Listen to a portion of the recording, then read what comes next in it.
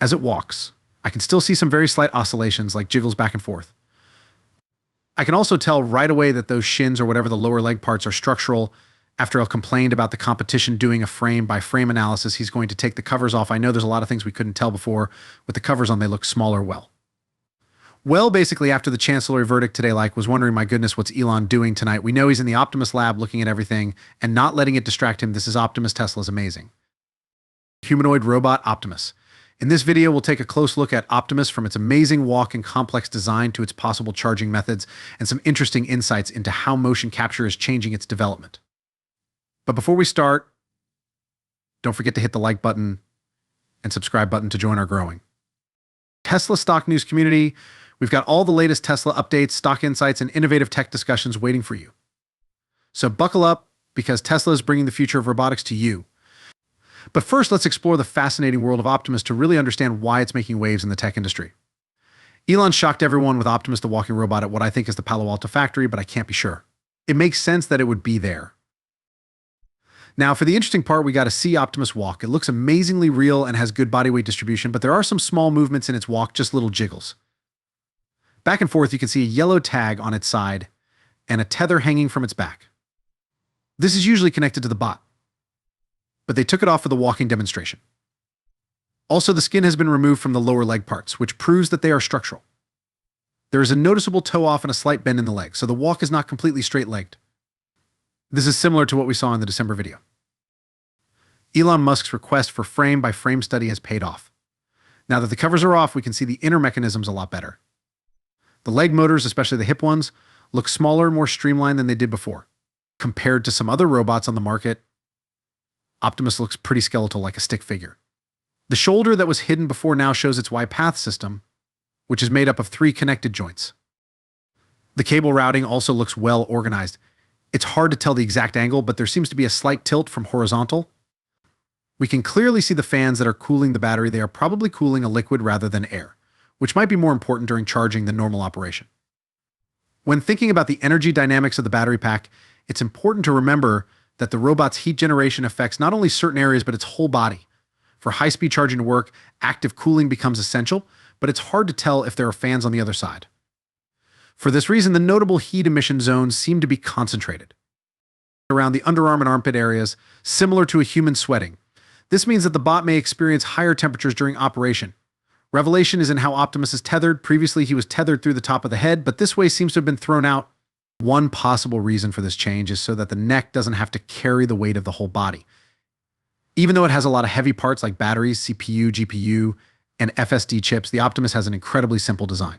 While this design is different from others that have big, backpack-like structures, it does have one strange part on the back that makes you wonder what it's for. It's possible that this block is some kind of charging converter, but we still don't know how Optimus charges. It's possible that Optimus runs on a DC system, which would mean it doesn't need any internal AC converters. Instead, it might use external parts like chargers for phones, e-bikes, and computers. This method makes the design easier to understand and improves portability when it comes to charging. Optimus might not be able to work with a 250 kW supercharger because of the limitations of its battery pack, which Jordan says is between 7 and 8 kW at most. This would translate to about 110 V and 32 amps, which is similar to a level 2 charger. Charging speed may change depending on factors like cooling and the charge curve. It's also worth noting that the battery chemistry seems to be NMC, which offers a better balance between usage and charge speed compared to LFP. The trade-off is small because the charging time is the same. Another thing to think about is the possibility of softwarely limiting these bots to 90% of their battery capacity, even though the battery may hold 2.5 kW. Limiting access to the top 10% can greatly extend its lifespan.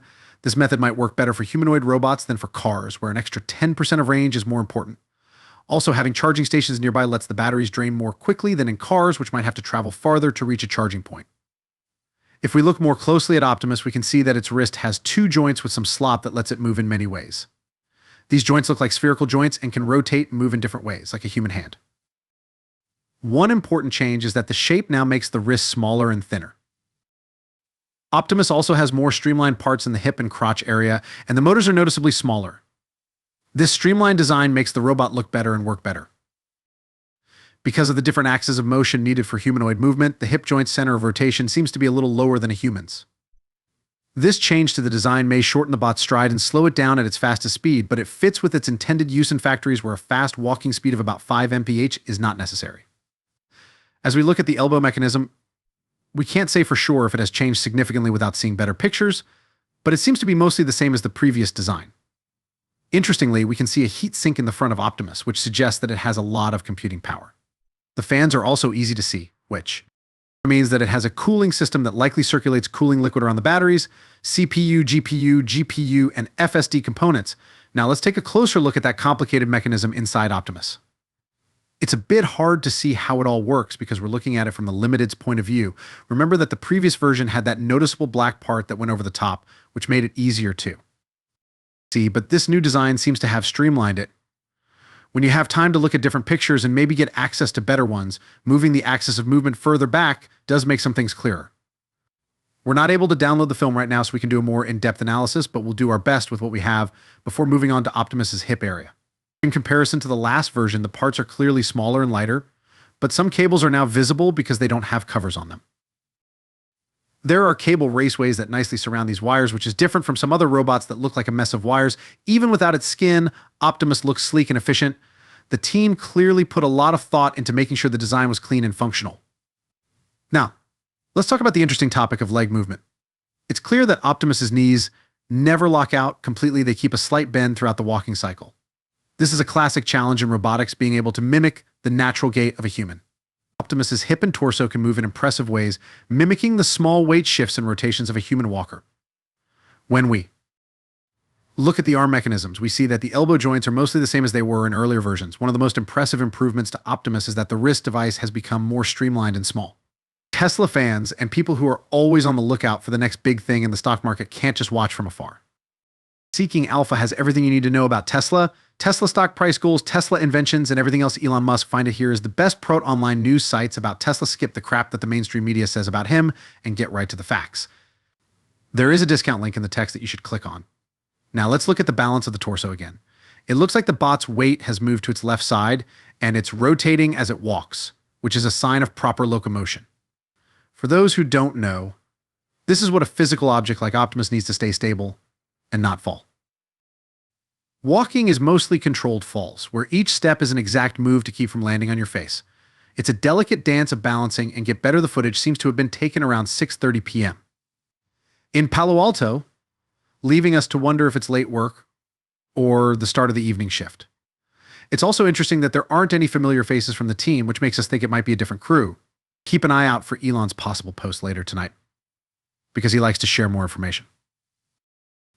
Elon said he would release video updates on a regular basis, and it looks like he's keeping his word with this quick release. Weekly releases might start happening more often. The motion capture mode setup is a big discovery. Those strange dots you saw are motion capture markers, which are usually used to record human movements. But here's where it gets interesting. They can use this to map both humans and Optimus. By recording human movements, they can set a baseline for Optimus to copy. The motion capture data can be used to make loss functions for training, which will make the robot's movements more accurate. This large motion capture space could be useful in many areas of development, such as training and optimization. Theodolites, which you saw, are probably used for accurate measurements and tracking, which makes this lab better overall. That's all for today's movie. We've learned about the world of Optimus. Tesla's groundbreaking humanoid robot is being broken down to. Look at how it walks in possible charging ways. The motion capture system and careful attention to detail in the building of Optimus show that Tesla's 4A could go into robotics. Now we want to hear from you. What do you think about Optimus's abilities and its role in Tesla's future? Are there any specific topics you'd like us to cover in more detail in our next videos? Write your questions and thoughts in the box below, and don't forget to hit the like button if you're as excited about Tesla's innovations as we are. Sign up for news about Tesla stock and get a call. Stay tuned for the latest news on Tesla's amazing journey. Thanks for being here today, and we'll see you in the next film.